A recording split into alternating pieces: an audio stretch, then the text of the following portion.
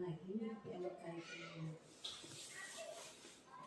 ide perbuatan pemaparan materi tentang apa nanti kita langsung dengan materi dari Ibu Aci kesempatan. Selamat siang semua teman-teman. Selamat siang. Sebelumnya minta maaf mengganggu waktunya teman-teman lagi.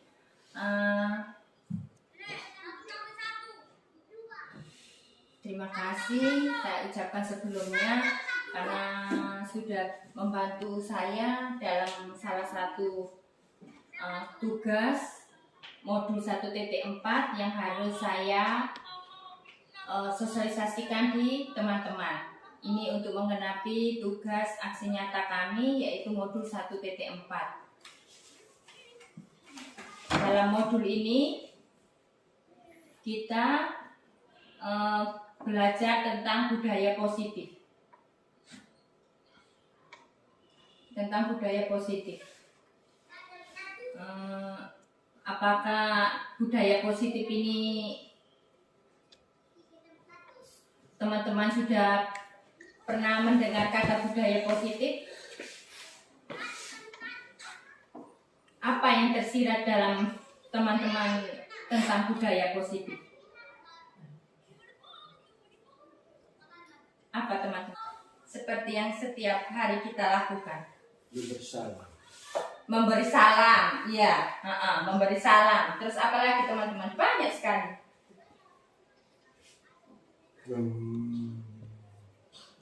Kita datang ke sekolah itu, ya toh, disiplin. Nah, itu adalah budaya positif.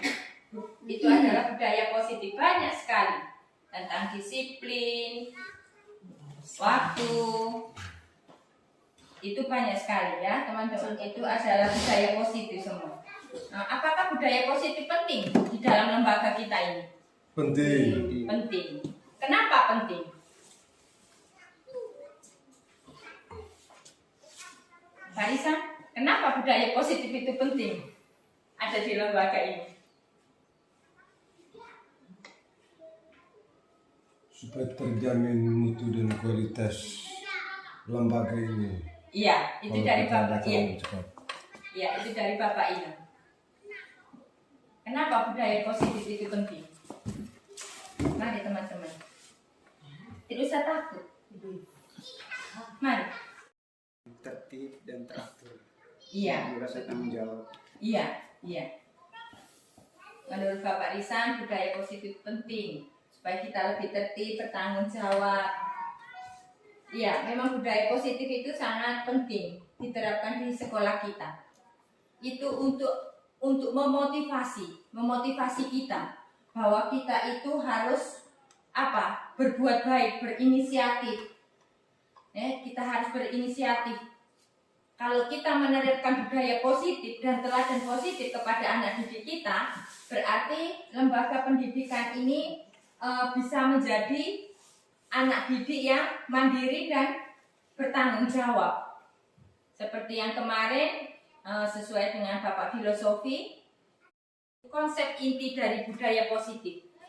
Budaya positif itu di sini ada 8. Yang pertama yaitu konsepnya ada 8, yaitu yang pertama yaitu perubahan paradigma belajar, yang kedua disiplin positif, yang ketiga nilai-nilai kebajikan, yang keempat kebutuhan manusia, yang kelima motivasi perilaku manusia, positif kontrol guru, keyakinan kelas, dan segitiga restitusi.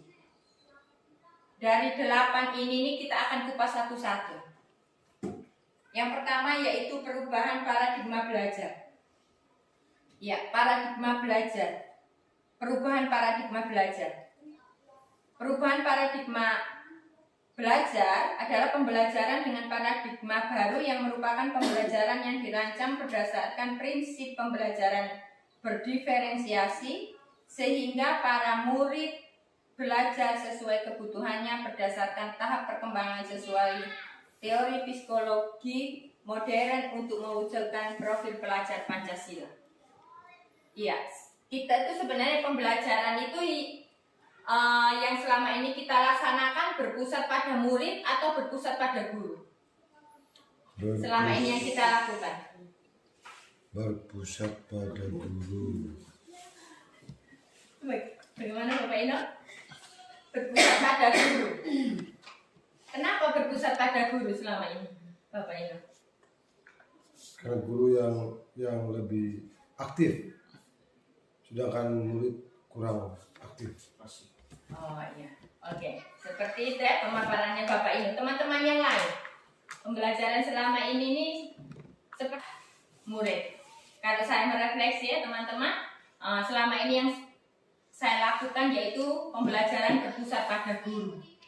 Karena guru bukan sebagai fasilitator, tapi guru mendoktrin anak-anak. Ini nih yang kamu harus kerjakan seperti ini. Nah, dalam paradigma yang baru ini, kita pembelajaran itu harus berpusat pada murid. Harus berpusat pada murid. Nah, jadi murid yang aktif, guru yang mendampingi. Jadi misalnya materinya tentang bilangan, kita tidak langsung menyatakan, oh bilangan itu 0, 1, 2, 3. Bukan seperti itu teman-teman. Jadi kita harus mempunyai gaya belajar, metodenya, bahwa kita itu mengasah dulu mereka. Seperti apa bilangan 1 itu seperti apa, bilangan 2 itu seperti apa. Seperti itu ya teman-teman. Jadi kita itu harus memfasilitasi murid. Memfasilitasi. Jadi kita harus merubah pola pikir bahwa pembelajaran itu harus berpusat pada murid. Nah, dengan pembelajaran berdiferensi ini kita bisa memilah minat dan bakat murid itu di mana. Dari kita memetakan minat dan bakat murid, kita bisa memberi pembelajaran kepada murid. Sebenarnya murid saya ini seperti apa? Saya harus memberi materi metode pembelajaran yang seperti apa? Nanti itu pembelajaran diferensiasi nanti di sesi berikutnya. Nah, sekarang kita perubahan paradigma belajar ini harus mewujudkan profil pelajar Pancasila. Nah, teman-teman pasti sudah tidak asing dengan profil pelajar Pancasila ya. Di situ ada 6 komponen di situ. Beriman dan bertakwa, berkebinekaan global, bergotong royong, kreatif, penara kritis, dan mandiri. Itu anak kelas 1 sudah ada lagu belajar ya, artinya belajar. Disiplin adalah mengacu pada disiplin diri yang memiliki tanggung jawab terhadap apa yang dilakukan berdasarkan nilai-nilai yang diyakini. Itu arti disiplin. Jadi di sini disiplin merupakan salah satu cara penerapan disiplin yang bertujuan untuk menumbuhkan kesadaran serta memberdayakan murid tanpa imbalan, penghargaan, ancaman, atau hukuman. Jadi disiplin positif. Jadi selama ini kita sudah lakukan atau belum ya teman-teman? Disiplin positif itu. Kita pernyataan itu disiplin positif itu. Sebenarnya kita kalau menerapkan disiplin positif itu berarti kita harus bisa menumbuhkan kesadaran anak didik kita. Tapi tidak dengan imbalan atau penghargaan reward ya. Tapi selama ini yang kita lakukan seperti apa? Kembali ke refleksi kita masing-masing ya. Nah, jadi kita itu pola pikir kita itu jadi selama ini kita berpikir, menurut saya dengan memberi reward bisa ini memacu anak untuk lebih disiplin. Padahal menurut yang itu teman-teman nilai kebajikan yang universal itu seperti apa? Jujur. Ya, jujur. Apalagi banyak sekali. Iya, tanggung jawab, jujur. Itu ya teman-teman. Kerjasama. Ya, itu adalah nilai-nilai kebajikan yang universal. Terus motivasi intrinsik. Motivasi intrinsik, Pak Guru.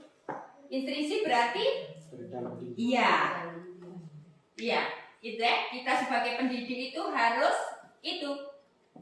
berperilaku ini mengacu pada nilai-nilai kebajikan tadi.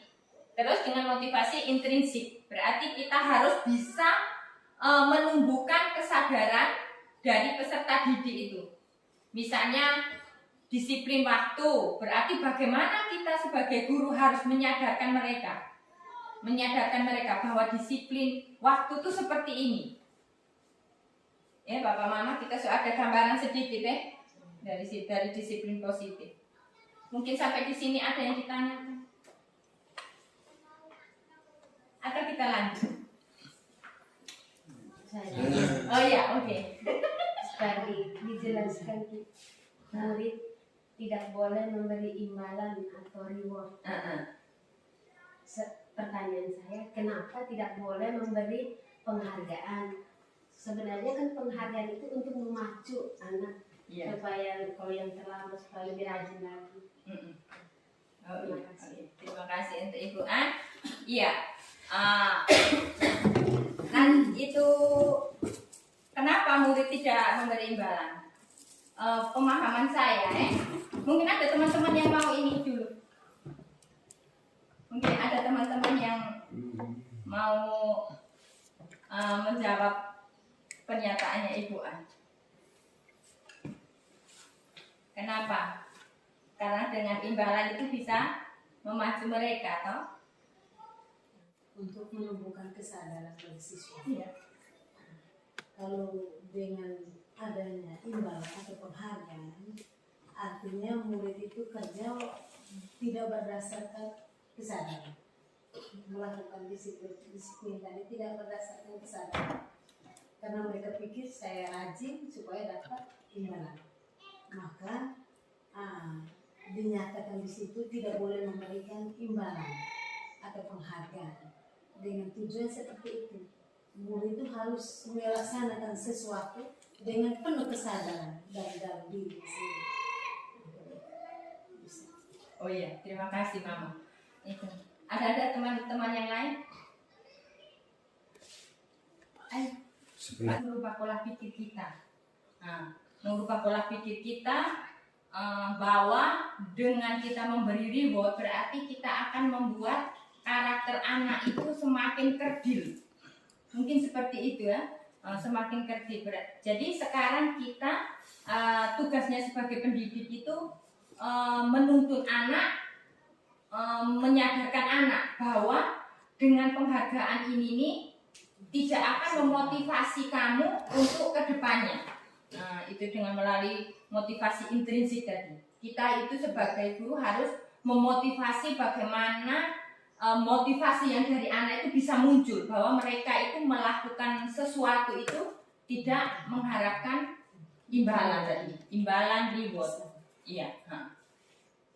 Begitu saja, sampai di sini mungkin ada tambahan lagi. Lanjut. Oke. Budaya positif yang kedua ya. Yang berikutnya yaitu nilai-nilai kebajikan. Nilai-nilai kebajikan itu adalah nilai-nilai yang disepakati bersama lepas dari suku, bangsa, agama, bahasa maupun latar belakang. Ya. Contoh nilai kebajikan, misalnya profil pelajar Pancasila. Kita sudah sudah tidak asing lagi bagi kita profil pelajar Pancasila. Terus yang kedua yaitu PYP, yaitu nilai kebajikan yang selama ini kita sudah ini. Kalau dulu itu apa karakter itu ya?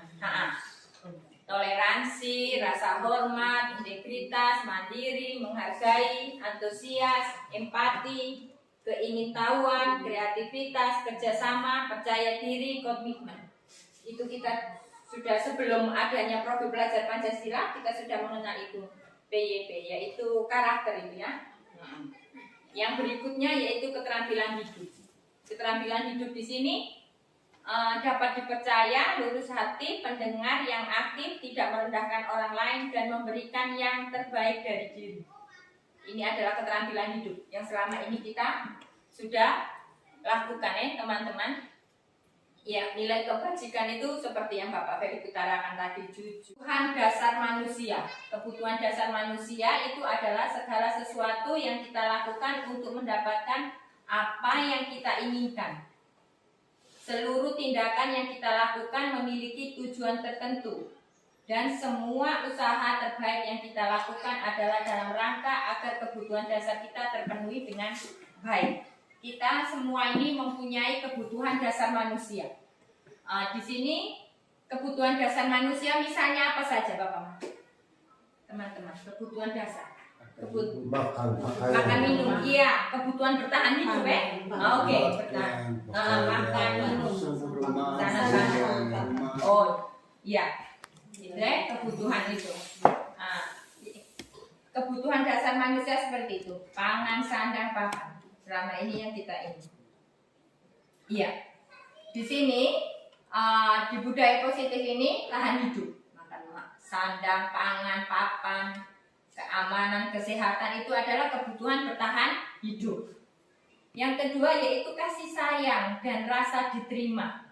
Itu kebutuhan kita juga tuh Bapak Mama. Terus kasih sayang yaitu rasa diterima, peduli ya toh, kita peduli, berbagi, kerjasama. Itu adalah kasih sayang dan rasa diterima. Iya toh, kalau kita tidak ada kepedulian apa itu kan ini itu padahal selama ini kita tidak terlalu ini ya Bapak Mama, padahal itu yang kita membutuhkan itu semua. Yang ketiga yaitu penguasaan. Penguasaan itu harga diri, keinginan untuk dianggap memimpin, berprestasi, diakui, didengar. Penguasaan itu kebutuhan kita. Yang keempat yaitu kebebasan. Kebebasan itu mandiri, terus memiliki pilihan, mencoba hal baru, mampu mengendalikan arah dirinya. Kita sudah pernah lakukan itu semua ya Bapak Mama, tapi di sini kita belum bisa memilah. Kita itu kebutuhan kita itu padahal seperti ini. Terus yang terakhir yaitu kesenangan.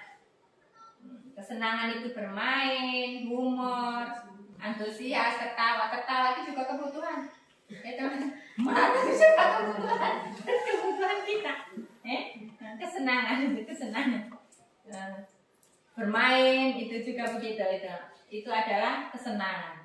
Ini adalah 5 kebutuhan dasar manusia. Berikutnya, iya. Budaya positif yang berikutnya yaitu motivasi perilaku manusia.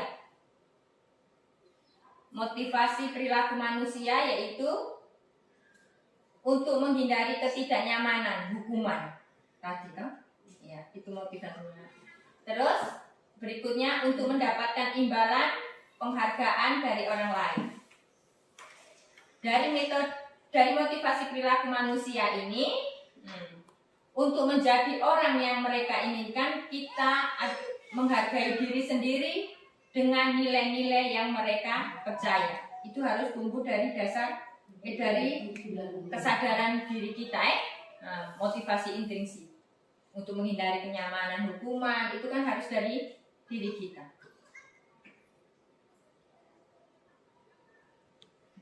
Iya, di sini. Yang ditanyakan Ibu An tadi ini sudah muncul hukuman. Hukuman itu terencana atau tiba-tiba. Murid tidak tahu apa yang akan terjadi, tidak dilibatkan. Bersifat satu arah, berupa hukuman fisik dan psikis. Nah, kalau konsekuensinya terencana, disepakati sesuai peraturan, murid tetap dibuat tidak nyaman, sikap guru selalu memonitor murid. Yang ketiga yaitu restitusi. Restitusi ini kata baru ya teman-teman, restitusi. Iya toh, kata baru ya untuk kita ya, restitusi. Restitusi.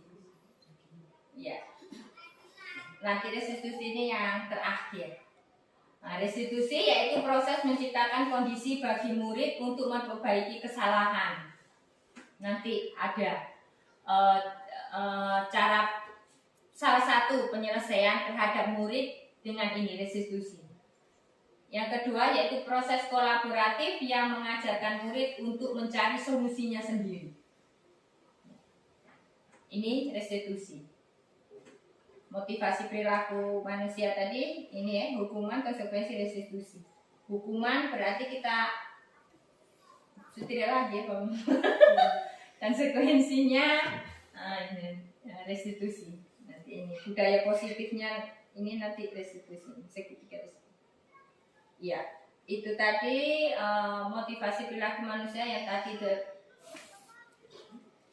coba perhatikan 5 posisi kontrol guru. Dari sini kira-kira selama ini yang kita laksanakan itu di posisi yang mana? Oh, Bapak Indo penghukum. Mengapa, Pak Guru? Sering membuat atau memberi anak ganjaran. Iya. Dalam arti ganjaran yang mendidik untuk merubah tingkah atau sifat anak itu sendiri. Oh iya, Bapak Ino selama ini posisi kontrol guru sebagai penghukum. Apakah dengan posisi seperti itu untuk jangka panjangnya imbas kepada murid seperti apa, Pak Guru? Kalau imbasnya kepada murid, mendidik dan menuntun agar apa yang dilakukan murid ketika ada masalah, kedepannya tidak boleh melakukan itu lagi. Karena itu dinyatakan salah, supaya lebih baik lagi ke depannya. Oh iya. Itu Bapak Ina sebagai penghukum berurutan teman-teman supaya kita bisa merefleksi. Geser ke sini, Ibu Yanti. Oh ya, manajer. Kenapa Ibu Yanti selama ini bisa memposisikan diri sebagai kontrol guru sebagai manajer? Karena selama ini yang pernah saya lakukan itu saya sering mengatur anak-anak, buat anak-anak tidak bebas, tidak boleh begini, tidak boleh begitu, yang benarnya seperti ini. Oh iya. Oke, terima kasih. Aplaus dulu Ibu Yanti, Bapak Ibu. Ibu Ani. Oh, tidak. Mari sini begitu sudah tidak sampai membimbing yang lebih detail lagi. Oh iya, oke. Terima kasih Ibu Ani. Tepuk tangan dulu untuk Ibu Ani. Mantap. Ibu Ani. Dan saya sebagai teman, Oh iya. karena kita jangan menganggap bahwa anak-anak itu sebagai anak kecil. Iya. Anak kecil itu teman dekat, teman sebaya, sehingga mereka lebih dekat dan akrab dengan kita. Oke. Terima kasih Ibu Santi. Tepuk tangan dulu untuk Ibu Santi. Teman-teman berani mengungkapkan. Maaf. Terima kasih.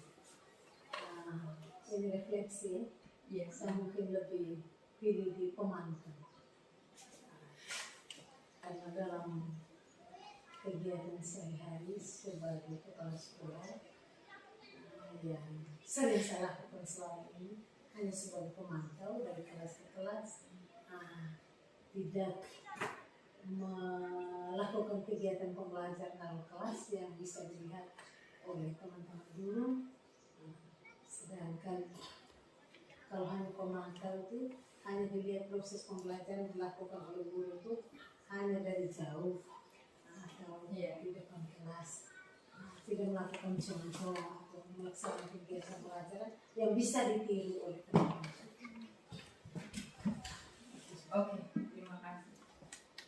Tepuk tangan untuk mana? Bapak Feli. Saya dulu teman. Iya. Karena Kenapa Pak? siswa saya sebagai anak dan saya guru adalah sebagai orang tua di sekolah. Sehingga tugas yang diberikan, pekerjaan yang diberikan kepada anak, mereka kerjakan tanpa ada rasa takut, tanpa ada rasa tekanan.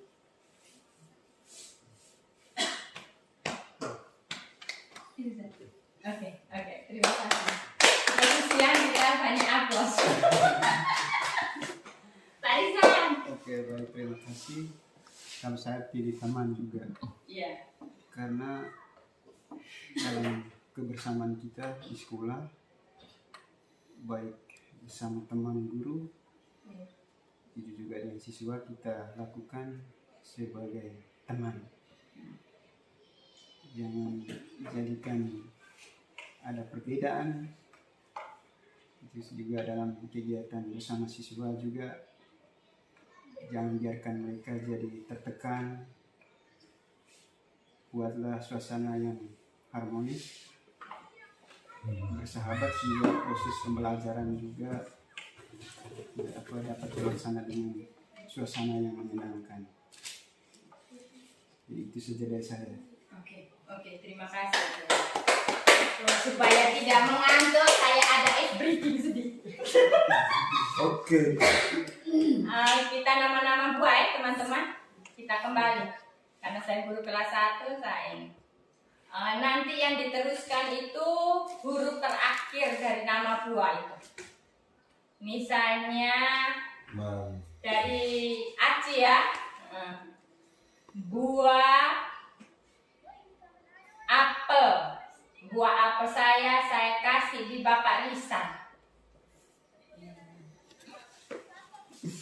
Apel.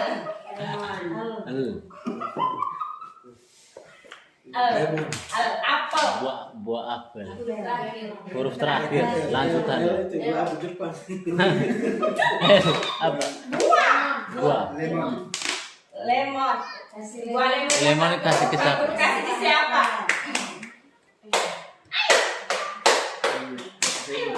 Hah? Nanas, buah nanas. Nanas. Oke, buah nanas pokoknya dikasih di. Kasih di Pak Ido. Es Semangka.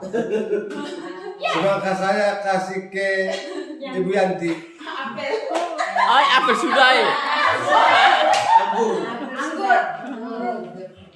Buah anggur saya kasih di Ibu Santi. Buah apa lagi? Oke. Oi. Tanya Ibu Santi kasih di. Oke Pak Iman. Rambutan saya tidak suka makan ya. Buah nangka. Nangka. Nangkanya Pak Guru kasih di. Kasih di Ibu An. Nangka.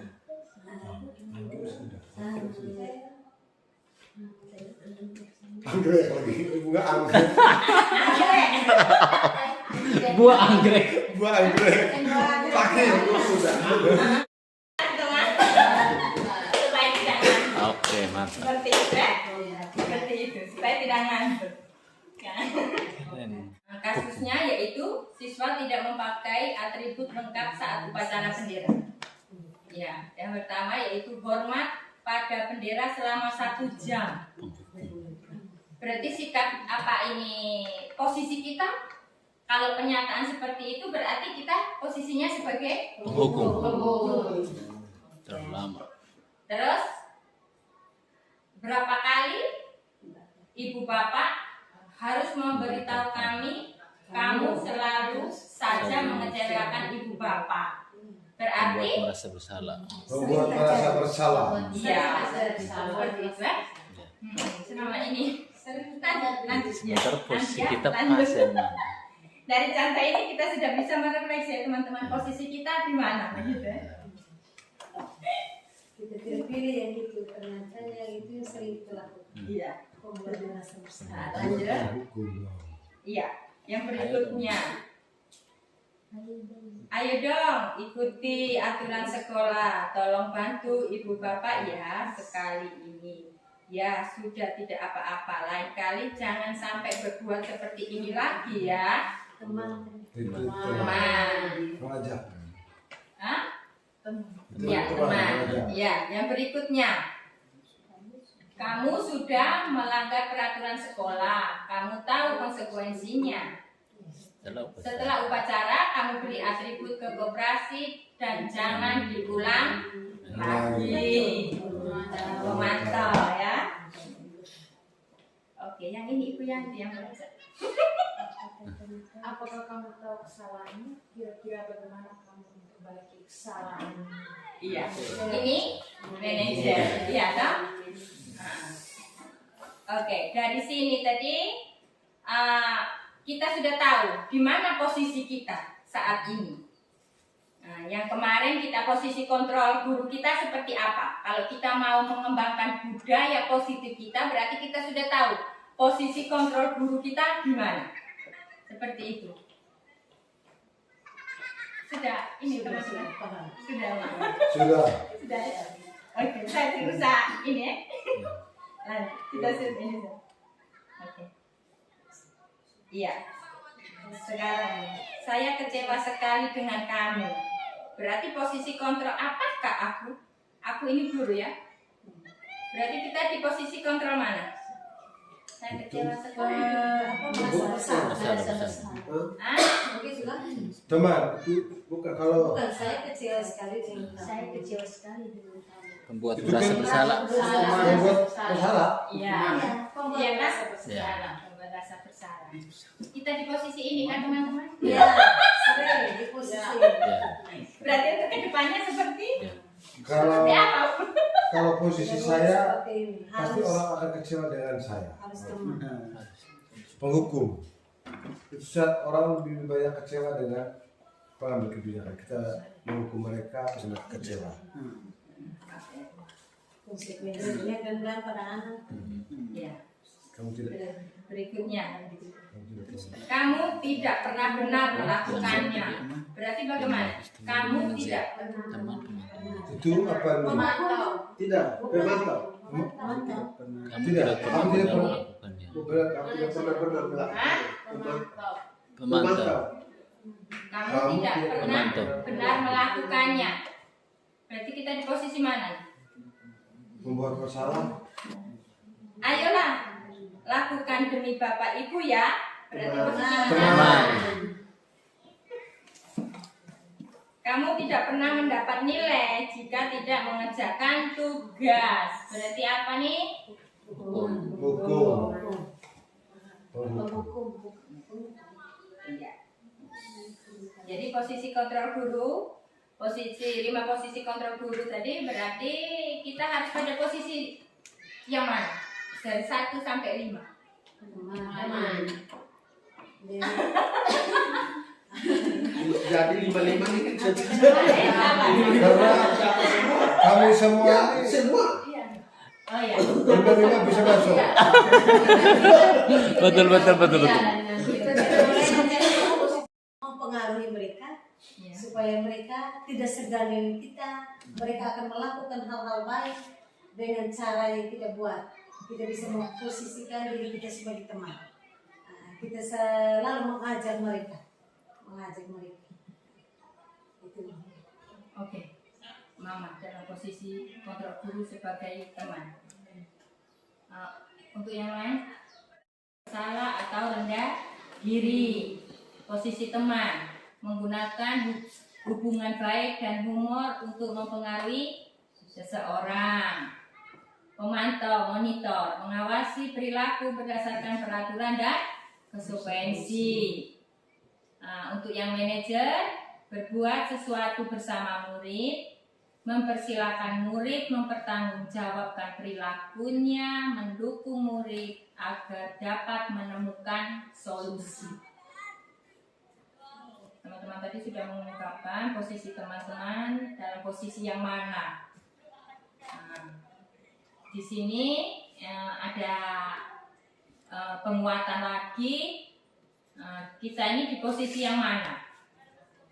Kalau monitor, pemantau berarti kita hanya mengawasi perilaku berdasarkan peraturan dan konsekuensinya. Kalau kita sebagai teman berarti kita menggunakan hubungan baik dan humor untuk mempengaruhi seseorang saja. Istilahnya kita merayu mereka. Iya toh, supaya tidak berbuat baik. Tapi yang untuk kedepannya seperti apa nanti ini. Kalau membuat orang merasa bersalah berarti apa ya, hanya memojokkan hanya memojokkan dia. Penghukum juga begitu. Penghukum itu berarti sudah menggunakan kata-kata kasar ya. Berarti kalau manajer itu berbuat sesuatu bersama murid. Jadi kita tugasnya guru itu kan menuntun, membimbing murid. Kita kalau yang posisi manajer itu kita kan tanya, kamu kesalahanmu apa, begitu toh? Yang kamu lakukan itu benar atau salah, kan seperti itu ya biasanya kita tanya di ini murid tadi. Nah, kalau posisi manajer yaitu mempersilahkan murid mempertanggungjawabkan perilakunya. Terus yang mencari solusi bukan kita, tetapi murid itu sendiri. Iya toh? Nah, dari nanti 5 posisi kontrol guru ini nanti kita tindak lanjut lagi di segitiga restitusi. Nanti kita tahu di situ posisi kontrol kita itu di mana. Mengapa keyakinan kelas? Mengapa bukan peraturan kelas? Sampai di sini teman-teman. Mengapa? Selama ini yang kita lakukan di kelas seperti apa?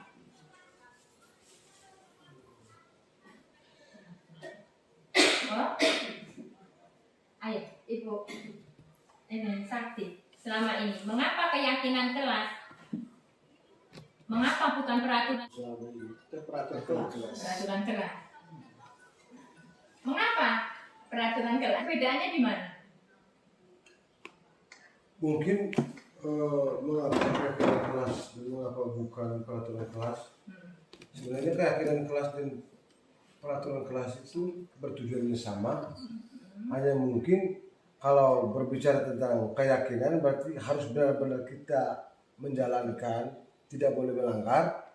Tapi kalau peraturan itu bisa dilanggar. Mungkin itu saja. Mantap. Tepuk tangan dulu deh Kak Ino. Hampir. Benar ya? Nah, betul. Kalau peraturan kelas itu hanya kesepakatan saja. Iya toh? Konsekuensinya apa kan? Tidak ada ya? Nah, oke. Kalau keyakinan kelas itu ada kesepakatan, tetapi itu muncul dari tadi kita bisa menumbuhkan kesadaran murid tadi toh dengan nilai-nilai kebajikan tadi. Oh, bedanya hanya di situ. Kalau keyakinan kelas itu berarti apa? Kita menumbuhkan kesadaran murid toh? Iya, kita menumbuhkan kesadaran murid. Keyakinan berarti yakin, berarti ada di dalam diri murid. Tetap ada kesepakatan, tetapi harus menumbuhkan nilai-nilai kebajikan dari karakter, nilai kebajikan, nilai karakter. Oke, terus selanjutnya, iya, pembentukan keyakinan kelas. Pembentukan keyakinan kelas ini bersifat abstrak, berupa pernyataan universal. Universal tadi tuh nilai kebajikan tadi. Nilai kebajikan universal tadi. Yang berikutnya yaitu dibuat dalam pernyataan positif. Terus yang berikutnya sedikit saja agar mudah diingat. Yang berikutnya yaitu sesuai dengan kondisi kelas dan sekolah sehingga mudah diterapkan. Yang berikutnya yaitu semua warga sekolah, warga kelas dilibatkan saat membuat keyakinan kelas. Cara ini adalah pembentukan untuk keyakinan kelas. Sekarang kita kupas satu-satu. Bersifat abstrak, berarti seperti apa tadi? Kebajikan tadi dihubungkan dengan nilai kebajikan tadi. Iya, disiplin. Iya toh? Disiplin. Datang tepat waktu. Nah, aturannya seperti itu. Berarti untuk nilai kebajikannya, pernyataan universalnya yaitu disiplin waktu. Seperti itu terus berikutnya yaitu dibuat dalam pernyataan positif. Tadi aturan tadi datang tepat waktu. Nah, datang tepat waktu. Berarti dia pernyataan universalnya adalah disiplin waktu. Terus dibuat dalam pernyataan positif. datang positif. Terus sedikit saja agar mudah diingat. Ya toh, datang tepat waktu. Kalau kita hubungkan dengan pernyataan universalnya berarti disiplin waktu begitu. Nah, terus yang berikutnya yaitu sesuai dengan kondisi kelas sekolah sehingga mudah diterapkan. Jadi keyakinan kelas itu tadi kita gali dari anak-anak toh, keyakinan kelas. Kita gali dari anak-anak, terus sesuai, terus kita teman-teman sudah melakukan buat apa ini keyakinan kelas toh di kelas tadi ya sudah. Nah, jadi ya, dengan ini berarti teman-teman sudah paham toh. Nah, jadi pernyataannya tidak boleh apa terlalu apa tadi Negatif. terlalu banyak dan harus mudah diingat oleh anak-anak. Misalnya disiplin waktu, begitu, disiplin berpakaian, begitu ya. Disiplin, oke. Ya, ini langkah-langkah merumuskan keyakinan kelas. Langkah-langkah merumuskan keyakinan kelas. Yang pertama yaitu murid merumuskan peraturan yang mereka inginkan. Jadi bagaimana ini pernyataan ini? Murid merumuskan pernyataan yang mereka inginkan. Berarti kita sebagai guru,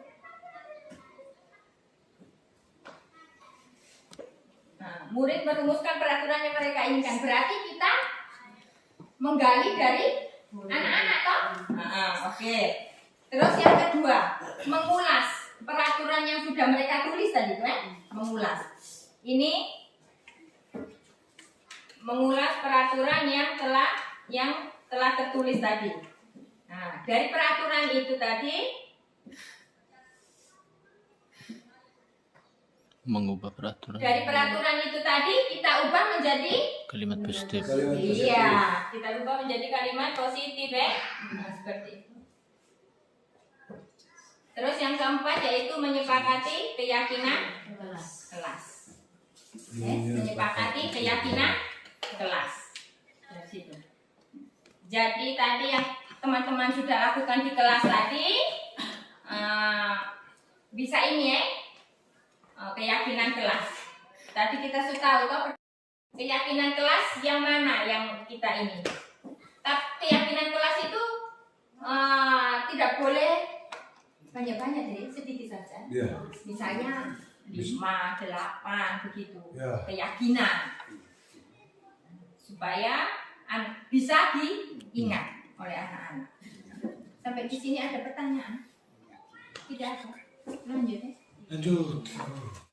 Dapat menghasilkan murid yang mandiri dan bertanggung jawab sesuai dengan nilai kebajikan tadi. Mandiri dan bertanggung jawab. Iya, segitiga restitusi ini yang dilakukan itu ada 3 itu. Validasi Ya. tindakan. Pertama, menstabilkan identitas. Yang kedua, validasi tindakan yang salah, menanyakan keyakinan. Keyakinan yang kita sudah susun tadi itu. Pertama kita harus menstabilkan identitas. Yang kedua, validasi tindakan yang salah. Kita tanya di murid. Kamu tahu apa yang kamu ini kesalahan kamu, begitu loh.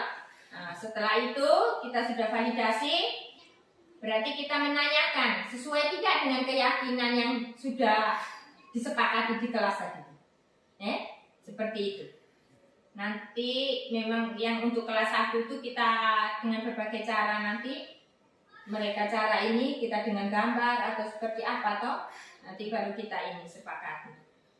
Kalau yang kelas 2 sampai kelas 6 saya rasa sudah bisa untuk menuliskan peraturan yang mereka inginkan tadi seperti apa. Itu tahu. Yang kelas yang bisa tulis sudah tahu. Nah, ini adalah segitiga restitusi seperti ini ya. Terus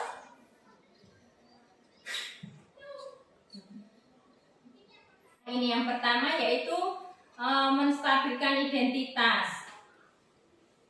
Menstabilkan identitas yaitu ini berdasarkan prinsip membuat kesalahan dalam bagian dari proses pembelajaran. Kenyataannya seperti ini, menstabilkan identitas ya. Berbuat salah itu wajar, ya toh? Tidak ada manusia yang sempurna. Maksudnya ini adalah pernyataan, contoh pernyataan untuk menstabilkan identitas kepada murid. Segitiga restitusi itu adalah tadi ya, yang pertama menstabilkan itu. Terus yang berikutnya yaitu ini, ibu bapak tidak mau mencari siapa yang salah, tapi ibu bapak ingin mencari solusi dari permasalahan ini. Kamu berhak merasa begitu, ya toh? Ini adalah pernyataan untuk menstabilkan identitas. Ini adalah dasarnya kita termotivasi secara intrinsik. Apa keyakinan kelas kita? Nilai-nilai apa yang telah disepakati bersama? Seperti apa gambaran sebuah kelas yang ideal menurut kamu? Kamu ingin menjadi orang yang seperti apa? Seperti itu ya, menanyakan keyakinan. Berarti dari sini nanti anak yang menentukan sendiri toh, iya toh? Dari sini kan nanti anak yang menentukan sendiri. Saya mau jadi apa? Sesuai tidak dengan kesepakatan seperti itu. Terus dari sini kita gabungkan di posisi kontrol guru kita. Sebenarnya kita posisi kontrol guru kita posisi di mana? Kalau dari melihat keyakinan kelas ini, kita sebagai apa? Hah? Iya toh?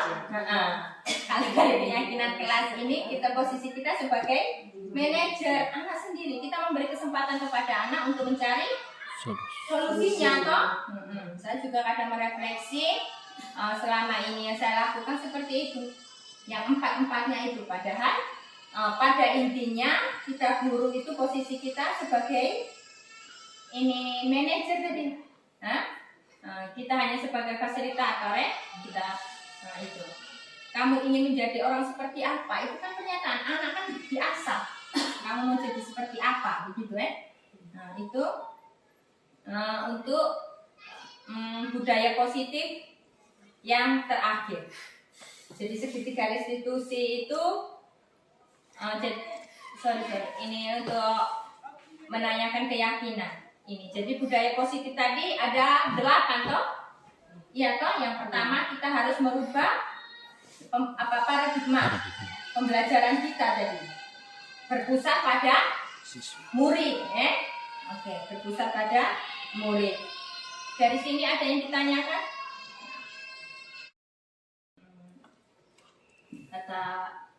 Kata penutup dari saya, dalam menerapkan disiplin positif ini, hendaknya kita memiliki standar kepribadian, profesional, dan sosial yang baik, di mana guru mampu merefleksikan dirinya dalam posisi kontrol saat ini. Bagaimana perjalanan diri kita sebagai amo, seorang manajer yang menuntun murid-muridnya menjadi murid yang mandiri, merdeka, dan bertanggung jawab. Supaya disiplin positif, budaya positif ini bisa terwujud, mari kita berkolaborasi, bekerja sama untuk mewujudkan peserta didik yang kita harapkan. Terima kasih untuk teman-teman, saya sudah menyita waktunya dalam jam siang ini.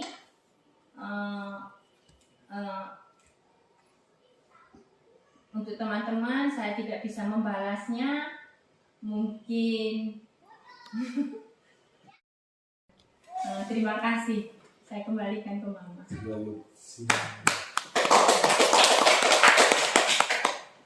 Baik, terima kasih banyak untuk kegiatan kita pada hari ini. Sekali lagi saya mengucapkan banyak terima kasih kepada Pak Ki yang sudah berbagi dengan teman-teman semua.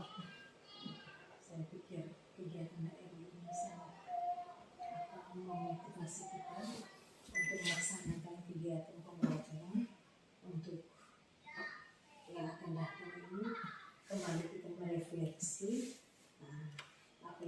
berkaitan dengan budaya positif sampai dengan keyakinan kelas yang tadi mungkin kita sudah laksanakan di kelas-kelas.